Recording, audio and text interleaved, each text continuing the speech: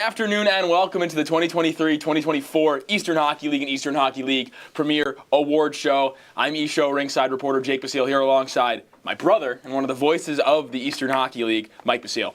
Thanks so much for having me, Jake. As the play-in round has concluded here, the Warriors took down the Seahawks earlier today in the EHLP, and we are set for playoffs. Wasn't my decision to have you here. That came from above me, but it's hard to believe we're just 2 weeks out from Providence.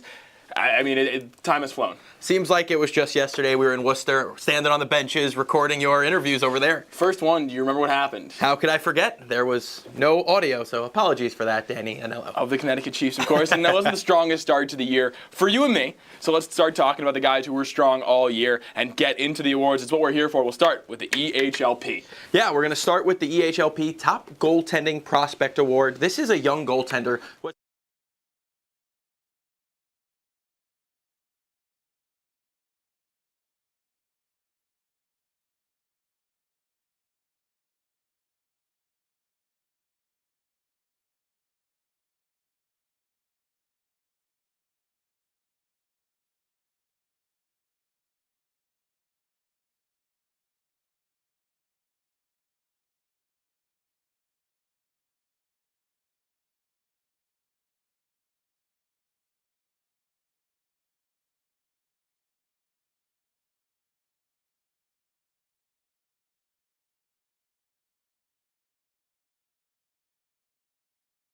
Is just in front of the goalie with the top defensive prospect in the P-Show. Yeah, this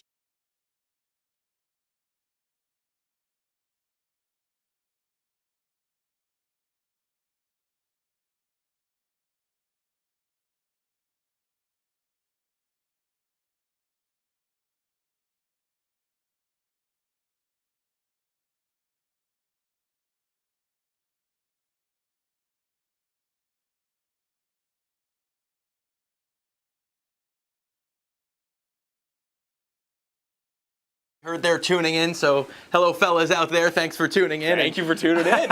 With those impressive numbers, that earned him 4 EHL games this season and EHLP Player of the Month in November. What a season it was for Brock, so deserving of this award. He's part of that group of players who came to the EHL and EHLP from Idaho after winning that Tier 2 national championship. So some more accomplishments for Brock. Hope the boys are celebrating with you right now in the locker room. Enjoy it, Brock, as we went from goalie to defense, so now it makes sense that we move on to forward for the EHLP Top Forward Prospect Award. Jake, this was one of my favorite guys to watch this season. Yeah, and the top 10 point scorers in all of the Eastern Hockey League Premier, there were only 2 06s. He was 4th in the entire league in points. He was 2nd in goals with 38. And when you look at the 4 guys around him in that top 5 in points, they're all 04s or 03s. So when you talk about making a big impact at a young age, this guy did it. Yeah, I mean, the amount of accolades here in this season flew off the page for me. He was a 3-time Star of the Week, a showcase star in Philadelphia right at the end of the season there, and January Player of the Month. He was scoring big points against the top teams as well. 2 goals and a win against the Railers, 5 points versus the 87s, a 5-goal game versus Adirondack, and a hat trick versus BJR. List goes on and on for this guy. We could talk about him all day, and we could talk about him all show if we want to, but it is Harrison Kramer of the New England Wolves that is our top forward prospect in the Eastern Hockey League Premier. 30 points last year. He more than doubled that this year and was a pretty great interview at the Philly Showcase. He went up to you. Yeah, you weren't there to see the way this guy popped out of the locker room. I thought I was the most positive guy in the league, but he blew me out of the water there. That's hard to do, too. So a big congratulations to Harrison Kramer there. And players are very important, obviously. But another important position as well, especially in the EHLP, is the coach. And now we're moving on to Coach of the Year. Yeah, a second-year guy, joined his organization in the middle of recruiting season last year, led his team to Championship Sunday on the 22-23 season, and now has put together a team that is fully his, and it is a powerhouse in the P-Show.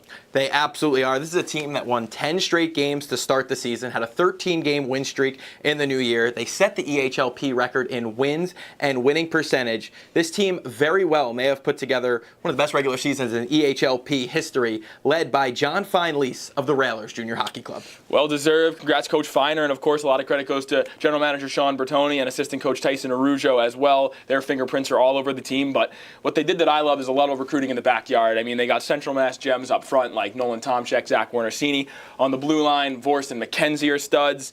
Western Mass guys, both captains, Luke Castor and Liam Pouliot. This team kept pucks out of the net better than any other team. They put pucks in the net better than any other team. And it's one of the best recruiting jobs in the history of the P. Yeah, an impressive season for the Railers, who will look to continue that into the postseason. Yeah, big series coming up ahead, and we'll get to that. But to be a great team in the EHL or EHLP, you have to have great goaltending, so it's only fitting that the guy we're talking about brings home Goalie of the Year. 100%. This guy was stellar all season long. How about a perfect 14 for 14? 14 starts, 14 wins. It just can't get any better than that. He was the February Player of the Month and had a league best 189 goals against average this season. Yeah, that undefeated streak was tested a couple times for this guy. 4 of those 14 wins were in one-goal fashion, including a shootout that he won for his team. And we all know the team in front of him is great, but not have a single blemish on the record while being top 3 in save percentage. It says a lot about this guy. And there were so many great options for this award, especially with so many P goalies splitting time and seeing so much time throughout the course of a season. But at the end of the day, the goaltender is asked to give your team a chance to win every single day. And when you go 14 for 14, you're excelling at that. And that is why it is the #1 Worcester Railers Junior Hockey Club goaltender Chris Gingras that brings home the title of EHLP Goalie of the Year. Congrats to Chris, who I'm lucky to have got to know really well this year with Worcester. And he says he wants to be a doctor someday, but he's got some teams to take down before he does that. So congratulations and best of luck to Chris. And once again, we'll make the jump from goalie to D. So we had a 20-goal scoring D-man in the EHL. Get to that later. We had a pair of them in the P-Show, which makes it so tough that there could be only one D-man of the year. I mean, this was probably one of the toughest awards to pick in a division where it was so tough to pick so many awards. I mean, this one, unbelievable. You have 4 guys with 40 or more points, but this guy stood out with his knack for finding the back of the net and his ability to move the puck up the ice. Yeah, he toppled all defensemen in goals with 23. He padded on 26 assists to boot. His even strength point total was #1 against all defenders in the P, 5 more than the next highest guy. Like a lot of the guys on his team, one of the more dangerous teams in the P, you got to be aware when he's on the ice. He's one of the Braintree boys of that Express Hockey Club. It is Drew Cody who takes home the title of the EHLP's best defenseman. And while we say this, that you can mistake him for a forward, which you really can, we can't take away from his defensive ability, but the way he joins the rush, the way when the puck's on his stick, it's always going to the right place, going towards the net, tape-to-tape passes. His vision on the ice is which is most impressive to me. It's second to none, I believe, and he'll have the Rangers to contend with in the first round, so that should be a series to keep an eye on. Really exciting stuff. I mean, those teams can both fly, and he's going to be fun to watch.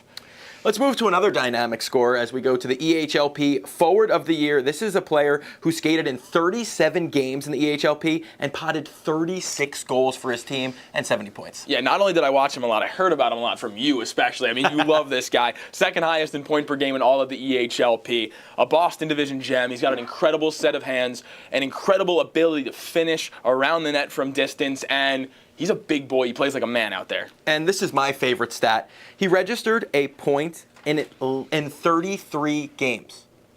He played 37. Yeah. Registered a point in 33. Unbelievable. Scored 7 game-winning goals, and the clutch factor is there. And with the playoffs coming up, we expect him to be at his best. The EHLP Forward of the Year from the Boston Junior Rangers is PJ Sweeney. And with all those incredible stats that we just mentioned, that earned him 8 games in the EHL this year. Yeah, BJ was super busy down the stretch. Didn't have a ton of games in December and January, so a lot in February and March. He heads into the postseason on a 9-game heater, 19 points in those games. I mean, the end of the season is so important. He's producing at over 2 points per game. Once again, we'll mention they have the Express, so I mean a ton of firepower in what could be the best series in the P-Show. Yeah, really looking forward to that one. And let's wrap things up with the granddaddy of them all, the EHLP MVP. And there were, again, a ton of great choices, but one guy, I mean, really stood above the rest this year. Yeah, this guy brought himself into 8th all-time in single-season points with 86 in the EHLP. He did something quite historic. It's a rare thing to see. He earned a commitment to Framingham State directly out of the Eastern Hockey League Premier. Really impressive. I mean, he scored over a goal a game this season, averaged over 2 points a contest this season, 12 power play goals, 7-game winner, 24 multi-point games, and he only didn't record a point in 3 games this season. Yeah, I mean, that's That's superhuman is the only word that you could use to describe Charlie DiMartino of the Express Hockey Club, who is our Eastern Hockey League Premier MVP. Congratulations to Charlie. His line mates are remarkable too. Can't not mention Peyton Myers, who's the second highest goal scorer in the EHLP. Can't forget to mention Jackie Murphy, who racked up 39 assists, but the heartbeat, the engine of the Express team is for sure Charlie DiMartino. When he's out there, everybody on the ice is aware of him. And if you think he slowed down in the playoffs, that's pretty funny because he had 6 goals in 2 playoff games already. Nobody would think that, but he can't keep up that pace. No, he's got 6 goals in 2 games already. And as we mentioned quite a few times, who are they playing next? I don't know. I don't know. Boston Junior Rangers. That should be a great series. So while we've got through the individual awards, let's make our way to the all EHLP teams now, and divisional teams. We'll get to that as well. We'll start with the all EHLP first teams. You'll hear a lot of names that you just heard, but obviously that's to be expected. The forward group, we know from the Express Hockey Club, Charlie DiMartino. BJR's PJ Sweeney, and the New England Wolves, Harrison Kramer. On defense, the Express Hockey Club, Drew Cody. Jim Fitzgerald from Adirondack, 51 points first in the EHLP. He is on that blue line as well. And the goaltender from the Railers Hockey Club, Christian Gross. Yep, moving on to our second team, we have Peyton Myers, who we just mentioned, of the Express Hockey Club, second in points in all the EHLP. Aiden Georgiano of the New Jersey 87s, he's third in assists in the EShow. And Cole Davidson of Adirondack, he's a 30-goal scorer for that squad. Those are our 3 forwards. On D, we got our top D prospect, Brock Burrell. Once again, shout out to the Huntsman. Thanks for tuning in. And then Landon Jerome, another Thunder player, Adirondack, that is an 07 D-man who was over a point per game this year. And in goal, Luch Chinapi, who had the top goal save percentage amongst all qualified goaltenders in the EHLP. He'll be in the net for BJR. Wrapping up our all teams with the all EHLP third team here, and we'll go through the 3 forwards. Mac Ryan from Adirondack in 05, who finished the year with 61 points. Nolan Tomchek from the Railers Hockey Club, well over a point a game this year. Saw quite a few E-games as well. Tomer McDavid. Tomer McDavid, my apologies, of course. Carter Amadon of BJR, who scored 27 goals this season. On the blue line, Jed Gilpatrick of the Express Hockey Club had 35 assists, averaging a point a game. Luke Castor, one of the captains of the Railers, he led the blue line in points. And then our EHLP goaltender prospect from the Connecticut Chiefs, Jordan Dumont. So heading to our divisional teams, we'll start with the best of the best in the New England division. For our New England division, first team, we got Jordan Dickinson of Adirondack. We got the Wolves captain, Zach Spikuza, and Hunter Atkinson, a prolific goal scorer from the Avalanche. On D, Nick Ogden of Adirondack, and Grant Curtis, also member of the New Hampshire Avalanche. And in goal, Ian Booten of Vermont. Let's make our way to the Boston divisions, where 2 of the 3 forwards are on the Railers Hockey Club, Brooks Wright and Zach Warner Sr., a big part of their high goal output this season. BJR's Max Retzel, who was fantastic all season long. From the Seahawks Hockey Club, Brendan Marcoux, who was great. Jacob Valente from Valley, and he's joined by his goaltender, Ben O'Keefe. Big Ben, and wrapping things up with our divisional teams with the Mid-Atlantic. We got, leading us off at forward, the New Jersey Renegades, Justin Sargent. Also forward, Reed Ludwig of PLF, and Logan Burgee of the New Jersey 87s. On D, we got Mason Chauvin of PLF. Rudolph Jergensen's the big D-man from Connecticut, joins him. And in goal, another 8-7 in Frankie Smith. What a year it was for the EHLP. Playoffs are in full swing as we have some exciting first-round matchups ahead. Anything specific you're looking for? I mean, I have to tune into that Express BJR series. Yeah. I'm going to be locked into that one. So much talent up and down that series. Really good goaltending, as we mentioned as well. So that's a series that you got to keep an eye on. And if it doesn't go 3, I'd be shocked. Yeah, we all want it to go 3, I think. We need it. I'll be locked in on that Avs-Wolves series in the New England division. Love Zach Spikuza. I think he's one of the best captains in the EShow. And with Hunter Atkinson on the Avs, they're a different team with that guy. He can light it up. So super excited for that series. We got something special for you coming up next. An interview with the Associate Commissioner of the Eastern Hockey League, one Neil Ravin. You said the granddaddy of the awards was the MVP. I think this is the granddaddy of the awards show. Well, for us, Ravin, yeah. Absolutely. But first, we want to show you, go back to the EHL All-Star College Series with their 3rd win against a college program. That video coming from JJ Alger of the College Series win team against SNHU.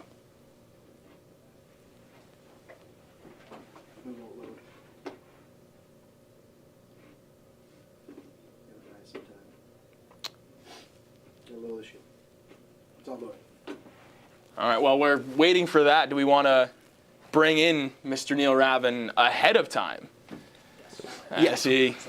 Yes, we will bring in Neil, so that sounds good. Jump into that chair. I'll jump in. Oh, I'm jumping over. We're all shifting right now. Bear with us here. All right. Welcome, Associate Commissioner, for a little while longer of the Eastern Hockey League, Neil Rabin. Thank you for joining us. Appreciate you guys having me on. So, first things first, when you think of the... So, are you allowed to touch the awards? I can. They live in my basement, so I do touch the trophies a lot. All right, that's all right. That's all right. I think you've earned them yourself. So, when you think back to this 23-24 regular season at the EHL level, what kind of things stand out to you most? Like every year we have great parity, but it felt like this year was just like that much more. Every day I went to look at the scores, whether it was in the EHL or the EHLP, and it was like, you just didn't know what to see, right? There were teams that were earning shutouts here or big wins here. And yes, we had some big winning streaks for some teams, but really they didn't extend that far. There were only a few and far between. So just to see all the parity again this year makes me very happy as an associate commissioner. For sure. And wrapping up the season with a showcase, what was the thought process with ending the season with the largest showcase in league history? Well, I have to honestly give a shout out to Greg Heffernan. It was really mainly his idea, right? So if I didn't say that, I'd probably get a text afterwards. But the big thing when it comes to that end of the year showcase that we were talking about, myself and Coach Heffernan, is that having a showcase at that time of year, the majority of college hockey programs are already done for the season, right? So there's only so many that can make the national tournament at the Division III level, and obviously Division II is already done. So ideally, if you have no games, no practices going on, what are you doing? You're recruiting, right? So the idea was to have the showcase centered on the last weekend for that one reason. And for the EHLP, we only had 2 showcases all year long, so that was the second one. It only made for more games. 63 games in 4 days. That was a little challenging. I think by the end of it, we were a little burnt out. The best decision we made was to drive back Tuesday, not Monday night. That would have been pretty hard, but it was a great final showcase. A huge shout out to Jim Watson, the owner of Little Flyers, Anthony LaRusso, Alo, the MVP. president of the Little Flyers, Mark Catchon, Mike Nerrigan, the host. Just being down there, I've had so many memories in my 9+ seasons at Iceworks. That one is going to stand out for a while, though. Yeah. What do you think of the food that we got? The food was really good. Food makes the showcase, right? You know that. You're there for so long that if you have good food, you have better energy. So Absolutely. This is facts. I knew I was looking forward to 12 o'clock and 6 o'clock every day. Yeah. And that wasn't for the games at those times. So also we had the largest college series event this year, not only the largest showcase in league history. So for you, is the college series event the pinnacle of opportunity that this league offers? Yeah, I mean, there's 2 big events of the year. I mean, marquee, if you will. There's the college series and there's the Frozen Finals. And each one is so different from the other because the Frozen Finals is really just kind of the culmination of everything come together, going back to when you make the schedule and you hand out that trophy. That's really the ending. When it comes to the college series, though, really, it's an idea that started back in 2017-18, and the number of colleges that have reached out with interest in wanting to be a part of it every year continues to grow. So I was like, you know what, this year, let's just make it bigger. It helped last year that we had a one-off game, if you will, where Lebanon Valley College faced the South Division. We lose that game in overtime. It kind of said to me, like, all right, there's something here. Yeah. So by being able to have the Northeast combine to form a team, being able to have the Central South combine to form a team, and then, of course, our main all-star team. And all 3 of those teams be competitive. Get another win, our third victory. It just makes the event, that much more special. These kids that are on those teams have such a unique opportunity that nobody else gets to offer, that it makes it special. And not going to lie, I have our 6 opponents lined up for next year already, too. So. That was my next question. I was going to say, what number are we at for locked in? But there you are. We have our 6 teams, and what's great about it is there's 2 per division, or 2 per team again. Northeast gets 2, Central South gets 2, and the main all-star team gets 2, and only one of them is a repeat. Wow, okay. Right? Wow. So, that just shows you these colleges really are into this because they are allowed 2 exhibitions per year, and they could face one of their other college programs, but to be able to face us is so special in that they get to have us on campus. They get to have a tour. It's something unique that only they get for that year. It's a good measuring stick for them, too. It's a huge measuring stick, and it's a chance for them to put all their players out there, see who is the best of the best in their lineup, and Absolutely. then use our guys as motivation, right? Yeah. I know that, Sean Walsh, I hope he likes them saying this, but he went in his locker room after the game was over and said, that's how far, those guys are not very far behind you. Right. And that's a prove it thing, so. And moving on to a little bit more fun, a fun edition this year, incorporating the fans in the EHL Fantasy Challenge. So how did that come about? And one of us at this table finished in the top 3 this last month. Which one was it? I got robbed of some points. Well, I've been told I've cheated in the Fantasy Challenge for years, right? So you get more people involved, I can't cheat, right? No, but really, it's funny. Every year when we've done the fantasy, there's so many messages that come out. Why didn't you pick my son? Like little things like that, where it's like, how do we get more players selected? And I was like, what if the fans did it? And a huge shout out to Justin Squitieri. I don't know how he built this Google sheet. I don't know how Justin does half of what Justin does. You just shake your head. Yep, good But job. he built this thing where it's like every day I would just go in, box score, 2 assists, plug in the points, it populates. And I'm like, all right, there it is. And then you see all these messages come through from people that are like in contention, right? Like Joe Chase, who was one of the alumni of the league, won one of the months, and he's like, look where I'm standing right now. And I'm like, people are actually paying attention to this, right? Super bought in, It's funny. You don't realize how who's into it until you actually meet and talk to them. And I met Peyton Meyer's father in Philadelphia talking about his experience with the Fantasy Challenge. So it just makes it that much more like you made the right decision when you hear those stories. And hopefully next year we get even more people to sign up for it. Absolutely, and you got to keep an eye on where these players are going because this year had a good amount of trades, sort of an outlier in the amount that there were.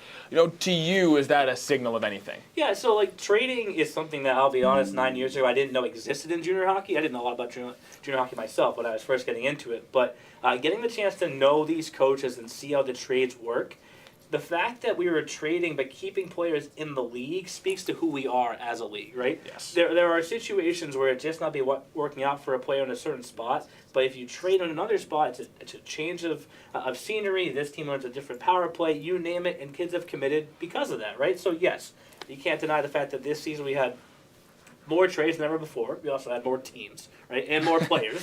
But the big thing when it comes to these trades is all these players wanted to and did stay in the league, and that's a credit to our coaches who are really competitive and want to beat each other. But they also really want to work together and keep these players in the league. So that was huge to see. And move them on. And you alluded to it a little earlier, but the parity in this league, both levels, but in the EHL, 2 of the 3 road teams win the play-in game. So every year it's great, but this year it just seems to a different level. Yeah, so when it comes to playoffs, I mean, this was the first year we have had teams not make it. So going into the playoffs, it's like, well, I try and tell myself, like, what do I want to happen, right? It's like you don't pull for a certain team, but if there's extra, game 3s or there's we just want more game 3s. Yeah, if there's more upsets. It's like, all right, I think you got it right? Yeah. So you look at what took place in the play-in round of those 3 games, and I was like, damn, like, you did not know what was going to happen in any of those 3 games. Right. Yes, there were 2 upsets. Also in the game where you can't call it an upset, the Little Flyers were down 2-0.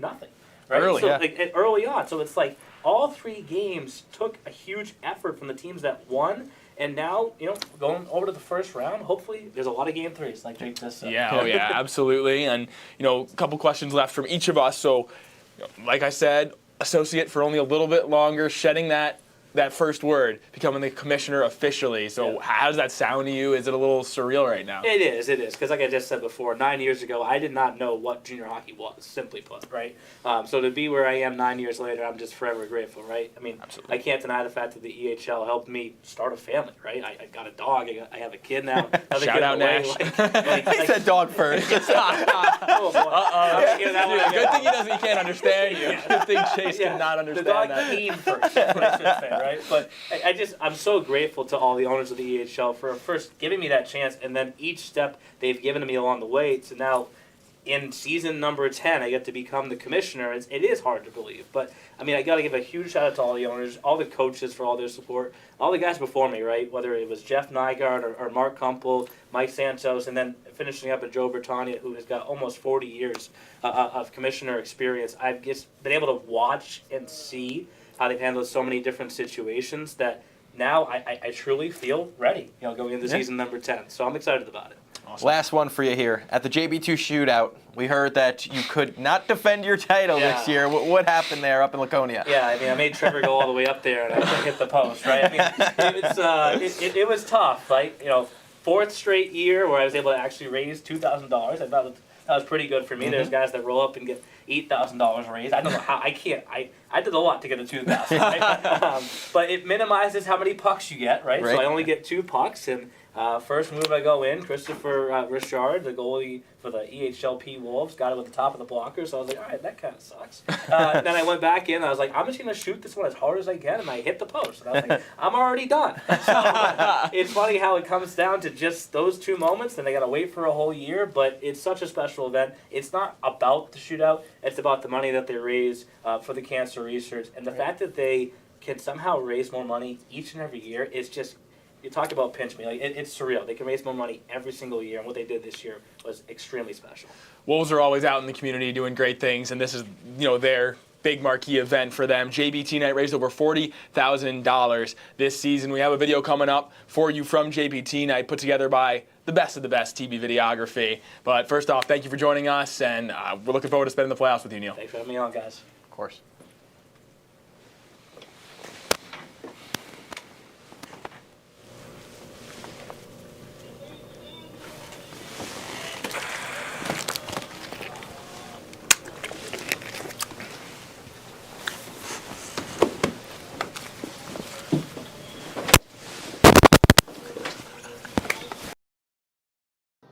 There'll never be another Wolves player wearing this jersey again. It means the world to our family. It means the world to me. If we see this many people out here and that these guys are willing to party out, go out there, beat the drum, spread awareness, and do what we can to try to find a home run cure for cancer. So thank you everybody who donated. Thank you everybody who came out tonight.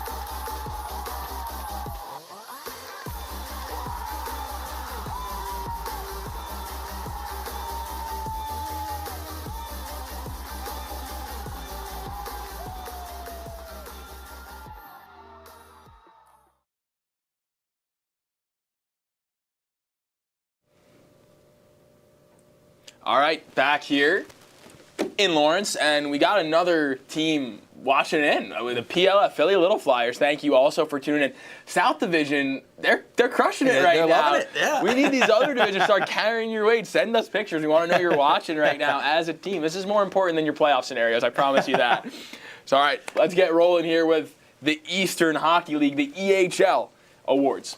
Well, we'll start off the EHL individual awards, and we'll begin with a new award this year that we heard you had a big part of coming up with, because when you think of the EHL and EHLP, you think of the term pipeline of development quite a bit, and Jake, you had a big helping in this next award. Well, this league's bread and butter is matriculation to college hockey. It's what they're known for here on the East Coast, and a lot of the time that doesn't happen without the Eastern Hockey League Premier. And we see players each year have seamless transitions from the P show to the E show. I mean, when you think of last season, guys like Trent King, Connor McAleer, Mike Piscetto, they all come to mind. So I thought an award like this, marking that P to E transition was necessary. And it's pretty often you see a guy make the jump from P to E, which obviously is what you want to see, but it's not very often you see him captain the P team and then the E team that very next season. He had a 40-point season this year, racking up 17 goals, 7 coming the way of power play, and 3 game winners. Yeah, it's a guy who I think represents what this league is all about to a T. It is Brendan Manning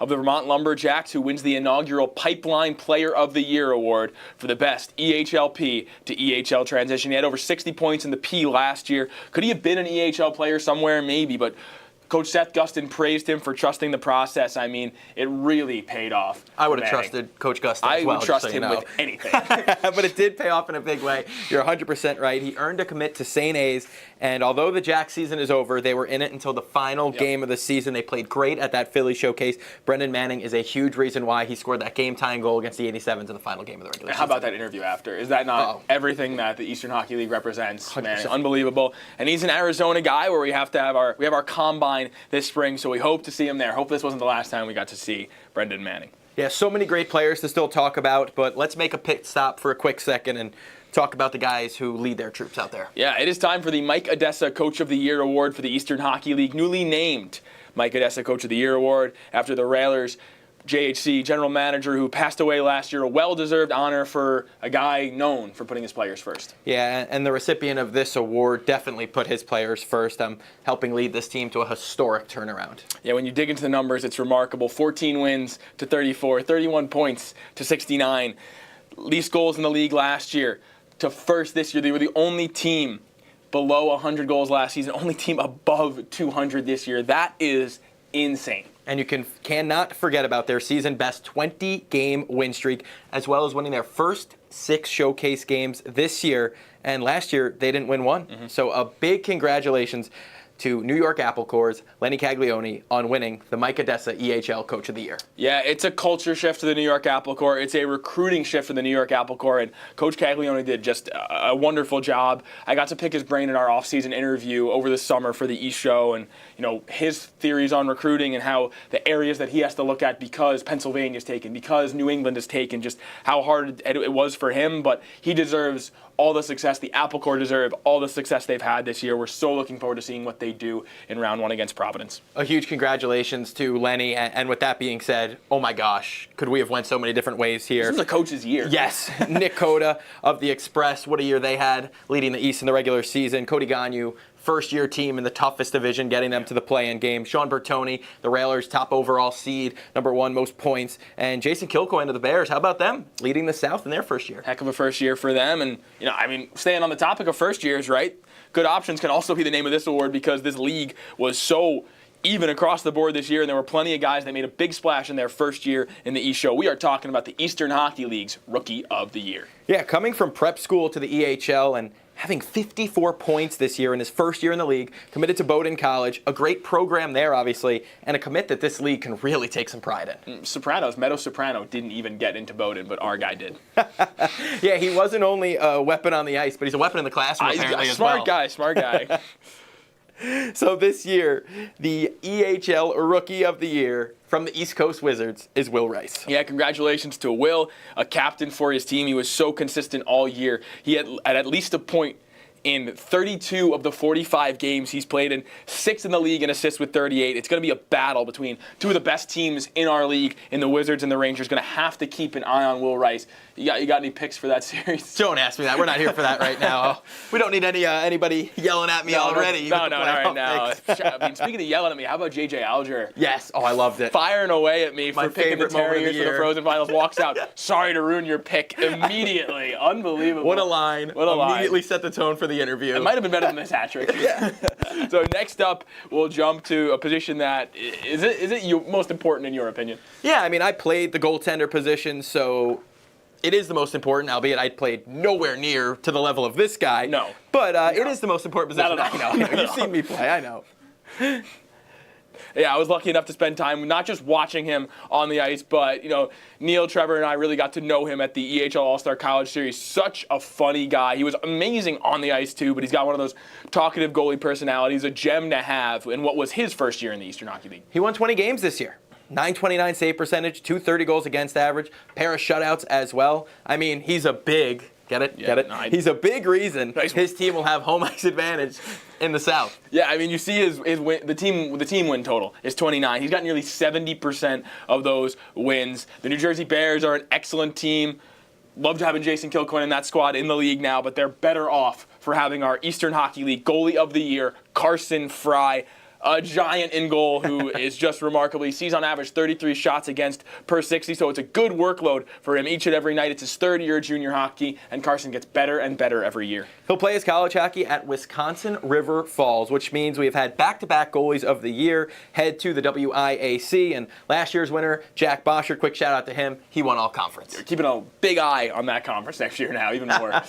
100%, and goalies aren't the only position on the ice whose job is to help keep the puck out of the net, and our defenseman of the year is a dynamic two-way defender that is more than reliable in all 3 zones on the ice. Yeah, Trevor and I got to be there for what was his first game, and it was the first game for his team in our league, so he scored the game-tying goal on the power play in regulation, a place where he's obviously home. He's remarkable on the power play. And then he had the primary assist on the game winner. And I actually texted his coach like immediately after the game ended. Did I tell you or no?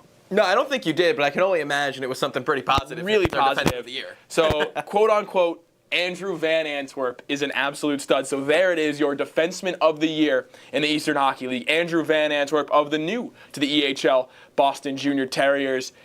I love this guy, and it was love at first sight for me with this dude. I mean, what's not to love? He had 6 multi-point games this season, finished the year with 29 points, and most importantly, he was shut down in the D zone. Yeah, I mean, he was the first main all-star representative for the Terriers in their history, and of course, he's a Michigander, where we're going to have Combine again in the spring.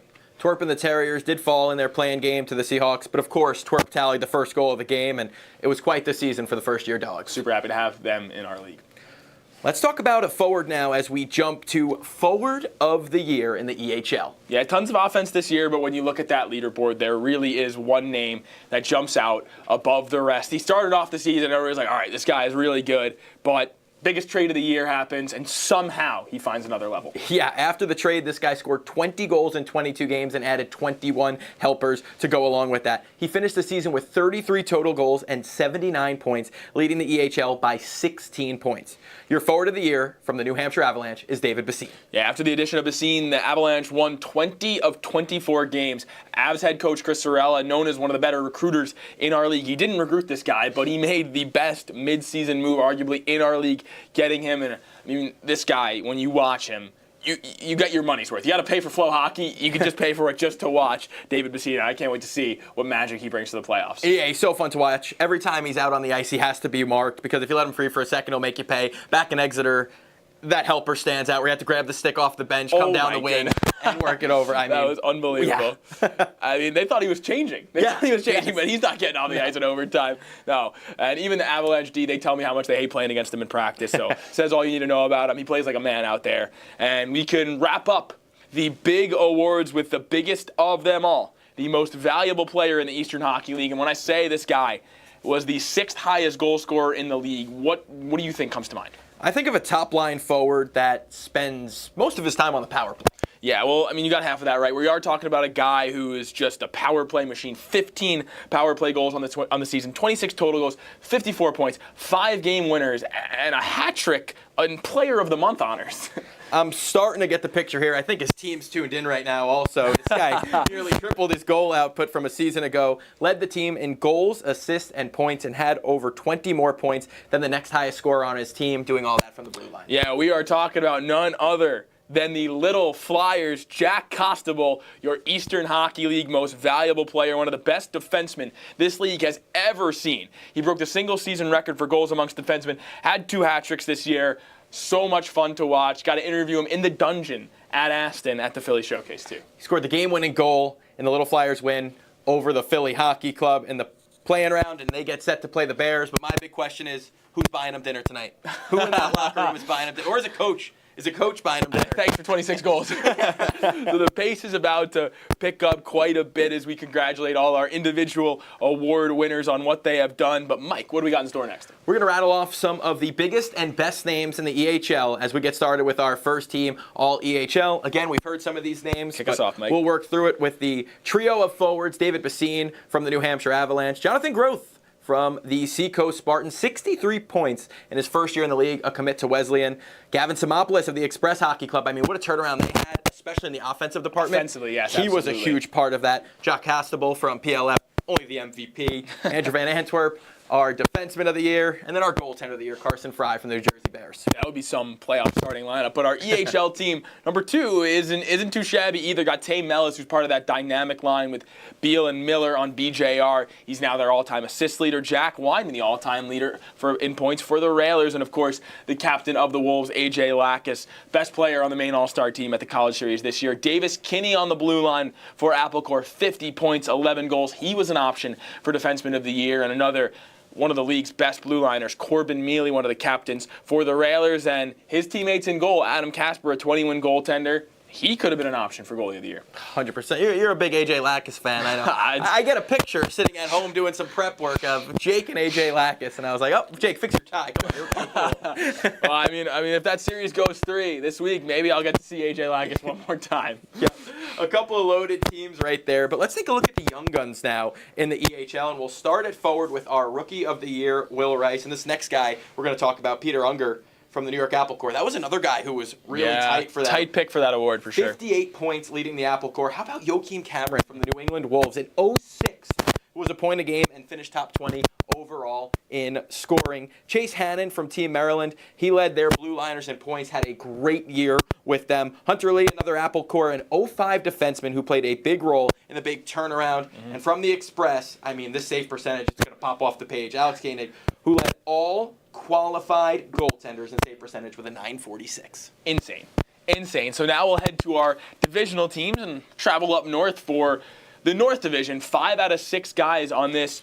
North Division top team are league returners, which we love to see. The 3 forwards all wear letters. Trent King of Vermont, Cole Fagan of the Valley Junior Warriors, and Rory Andriol of the New Hampshire Avalanche, all leaders and top players for their respective teams. On the blue line, Caden Connors, another Valley Junior Warrior. What a year he had offensively. And Nick Theodos of the New England Wolves in goal. One of the most dominant goaltenders in our league, Sam Bose. Yeah, we'll stay up north and we'll continue with our first forward from that Avalanche team, Connor Hagnes. Love everything about him. I was just going to, I didn't even love need to everything get into about him. Chase LeClaire from the Seacoast Spartans, Isaac Grondin from the Vermont Lumberjacks rounds out our forward group. Another Avalanche. They had such a fantastic year. Robert Martin-Yellow on the blue line with Seamus Cummings from the Seacoast Spartans. And in goal, the only goalie with over 2,000 minutes this year, Cam Reardon from the Wolves. Do you think you played 2,000 minutes your whole career? No.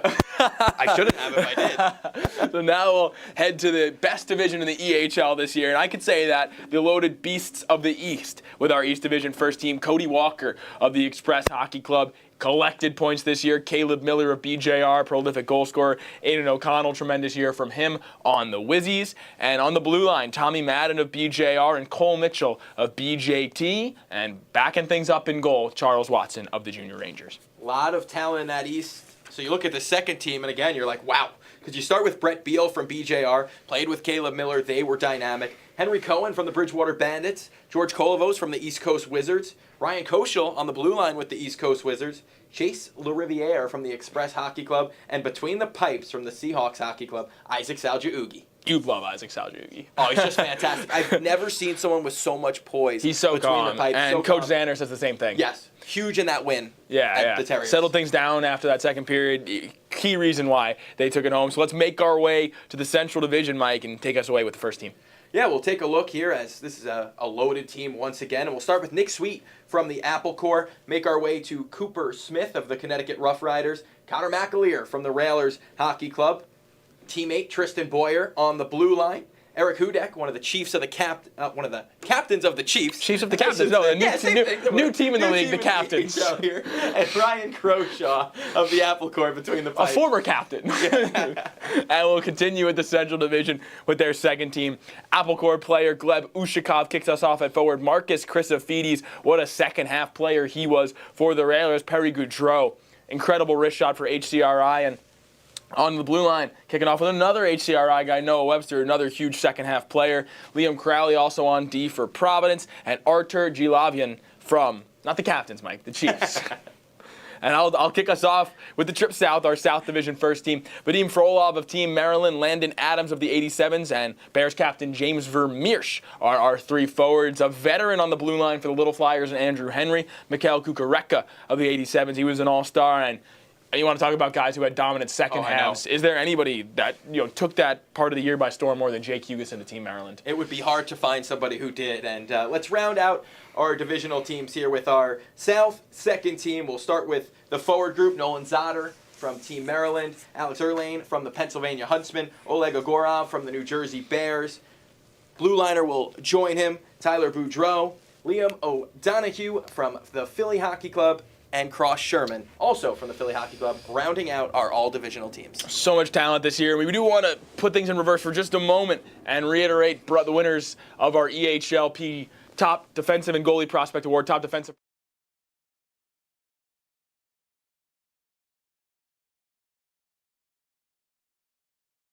Huntsman for tuning in. So with that, the play-in round has concluded. The awards have concluded. The first round starts tomorrow. 4 E-games on the schedule, 2 AHLP games. We talked about the P-Series we're going to be dialed in on.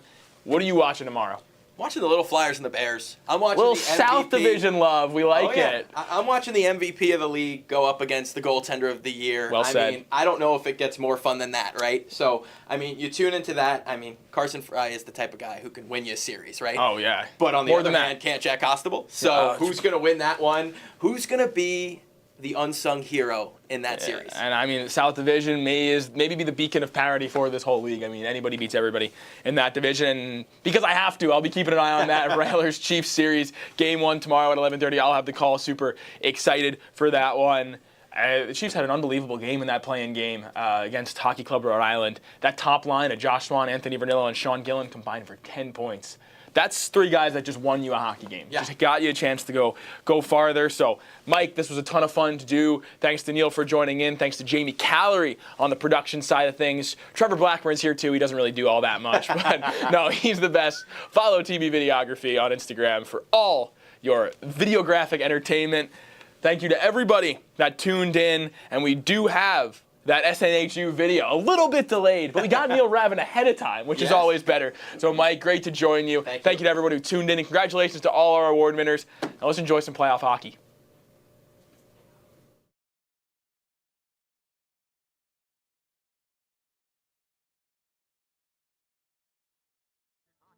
North/East Division All-Stars.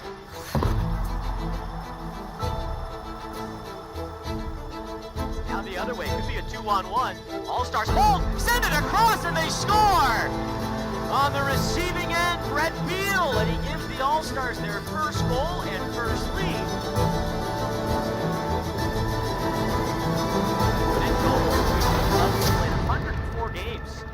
As trying to go backdoor, wheeling around is Andreoli, and it's a power play goal in the final minute for the All-Stars.